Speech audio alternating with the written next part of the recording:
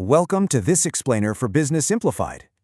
Have you ever walked into a stunning hotel lobby, stared up at those massive chandeliers, looked at the perfectly dressed staff, and thought, wait, how on earth does this place actually make money? Well, you're absolutely in the right place. Today, we're peeling back the curtain on the Indian hospitality industry. Because believe it or not, this super glamorous business is actually a masterclass in hidden economics. So let's just jump right in with the most basic question. How do hotels actually make money? I mean, most of us just assume it's a super simple equation, right? You own a building, you rent out the rooms for the night, and boom, you collect the cash. But honestly, if just renting out rooms was the only way these businesses stayed afloat, half of these magnificent properties would literally be bankrupt. So, shattering that illusion is step one for us to really understand this industry. The reality of a full-service Indian hotel's revenue is probably going to surprise you. Now, sure, room revenue is the biggest piece of the pie, bringing in about 55 to 65% of the total income. But take a look at the rest. Food and beverage, so your restaurants, room service, the bar, that makes up a really hefty 25 to 35%. And then there's this other bucket, sitting at 10 to 20%. And let me tell you, in the Indian market, this other bucket is an absolute goldmine. We're talking about massive banquet halls, those huge weddings, the spa, and yeah, even things like parking and laundry. These non-room revenues are absolutely massive profit drivers.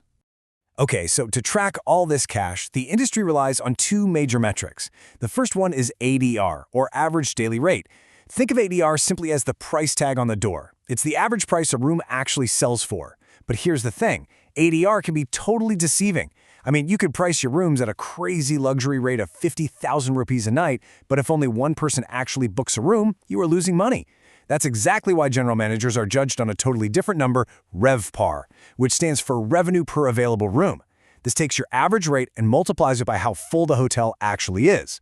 So a hotel with a pretty modest price tag, but a packed house, they will almost always crush a wildly expensive hotel that's just sitting empty. At the end of the day, RevPAR is the real money in the bank. Now, this brings us to what is probably the single biggest misconception in the entire hospitality industry. I want you to think about the last time you stayed at a famous branded hotel. Here is the big question. Who really owns the hotel you're staying in? Prepare to have your mind blown a little bit here, because we're going to peel back the onion. That famous shiny brand name glowing in neon at the top of the building? Yeah, it very often doesn't belong to the person who actually owns the building. Crazy, right? So, to really get this, we need to understand three main business structures. First up is the ownership model. This is the traditional way. A company buys the land, builds the hotel, slaps their own brand on it, and runs the whole thing. The Indian Hotels Company, the folks who run the Taj properties, often use this traditional, highly capital-intensive approach. But then we have the management contract and the franchise model. And this is where it gets interesting. Because under these models, global chains almost never put up the massive cash required to buy land in India. Instead, a local real estate developer or a wealthy business family actually buys the land, builds the physical structure, and carries basically all the real estate risk. To understand a management contract specifically, just think of it like this. It is exactly like hiring a celebrity chef. Just imagine, you own a restaurant building, but you have no idea how to cook or run a kitchen. So you hire a famous celebrity chef to come in, use their secret recipes, train your staff, and put their famous name right on your awning. You pay them a fee from your revenue and profits, but hey, if the restaurant goes under, you're the one stuck with the lease, not the chef. And that is exactly how it works when an Indian developer builds a massive property and hires a global brand like Marriott or Hyatt to run the show. All right, now that we know how these places are structured, let's map out the Indian hotel ecosystem. At the ultra-luxury end, you've got the absolute giants. IHCL with the iconic Taj Group, the incredibly prestigious Oberoi Group, and ITC Hotels, who absolutely dominate the business segment. Then, stepping down a tier, you've got volume-driven mid-market champions like Lemon Tree, who focus way more on scale than ultra-luxury margins. You also have those global chains aggressively expanding using the management contracts we literally just talked about. And finally, the ultimate aggregator disruptor, OYO. They completely revolutionized the budget segment by bringing thousands of unbranded, independent hotels under one single booking system, all without owning a single piece of property. But wait, who is actually booking all these rooms? Well, it turns out the Indian market is completely unique. Because while international tourists usually get all the spotlight, the biggest growth engine right now is actually domestic leisure travel. This is being completely fueled by rising disposable incomes and government initiatives like the UDAN scheme, which is building out regional airports all over the place. And this is pushing Indians to get out and explore their own country like never before. And this domestic demand, it takes some truly fascinating shapes. First up, we have to talk about the big fat Indian wedding. This is a uniquely massive revenue pool. I mean, a single large Indian wedding can completely book out an entire resort for days on end, with the banquet and food revenue sometimes actually beating out the room revenue. Then you've got MICE, that's meetings, incentives, conferences, and exhibitions, which drives huge corporate bulk bookings. And crucially, we can't forget pilgrimage tourism. Places like Varanasi, Tirupati, or Ayodhya provide huge, incredibly predictable, year-round demand. And interestingly, this mostly feeds the budget and mid-market hotels rather than those ultra-luxury brands. But of course, there is a massive catch. Indian hotels face a downright brutal occupancy problem because of sharp seasonality. The peak season runs from October to March.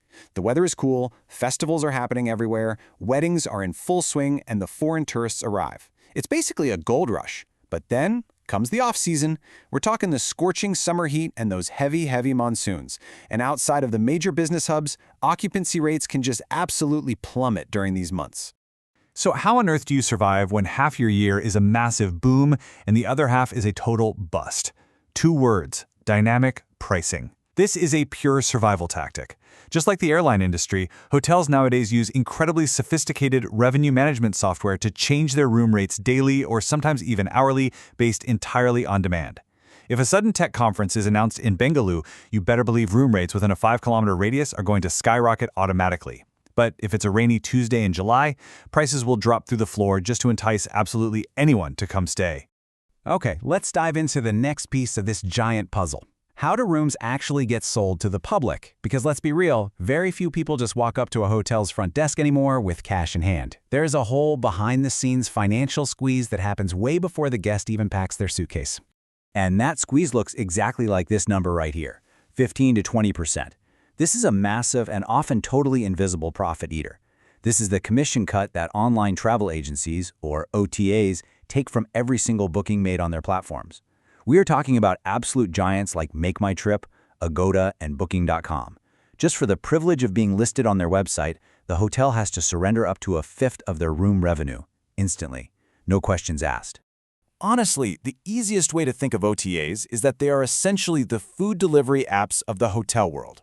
Just like how Swiggy or Zomato take a hefty cut from your favorite neighborhood restaurant, it's the exact same concept here. The OTAs bring the customer right to the door, which is great, but they absolutely devour the profit margins. And this explains exactly why hotels are constantly, and I mean constantly, begging you to book direct through their own websites or apps. It's why they throw loyalty points, free breakfasts, and best rate guarantees at you, because a direct booking is a booking where they actually get to keep that 15 to 20%. And frankly, hotels desperately need every single rupee of margin they can get their hands on. Full-service luxury hotels are notoriously slow to break even. They face this massive margin squeeze from day one. I mean, you have years of construction before a single guest even checks in. You have astronomical land costs, especially if you're building in major metros. You've got heavy fixed utility costs like keeping the air conditioning blasting even when the hotel is half empty. And perhaps most importantly, a heavily labor-intensive payroll. Indian hospitality is world-renowned for being super high-touch and service-heavy compared to more automated Western markets, right? But providing that exceptional service requires a massive and very expensive staff. So here is the absolutely crucial point. How does a hotel brand grow quickly when building just one single luxury hotel is so incredibly expensive and risky? Well, the answer is asset-light expansion. This is the major pivot happening in the industry right now. Basically, it means growing your hotel brand by signing management or franchise contracts and putting your brand name on existing or newly built properties, entirely without tying up your own capital in buying the expensive real estate. Even traditional Indian origin chains are shifting heavily toward this model, just so they can scale up at lightning speed. And this asset-light strategy is actively fueling the biggest trend in the market today, the budget and mid-market revolution. Believe it or not, growth in branded budget and mid-market hotels is actually outpacing the luxury sector. Chains like Ginger, Lemon Tree, and Oyo are expanding so rapidly into Tier 2 and Tier 3 cities, the land is way cheaper there, the competition is thinner, and by using leaner staffing models alongside this asset-light strategy, these mid-market properties can actually be more consistently profitable than their super glamorous, high-priced luxury counterparts. Which leaves us with a truly fascinating final thought. As the entire industry races toward this asset-light, heavily franchised future, we really have to ask, 10 or 20 years from now, will any hospitality company actually own a hotel? Or will they literally all just be selling the brand on the door? It completely changes how we look at the buildings we sleep in, doesn't it? Thank you so much for joining me for this Business Simplified Explainer. Next time you check in, you'll know exactly what's going on behind the front desk.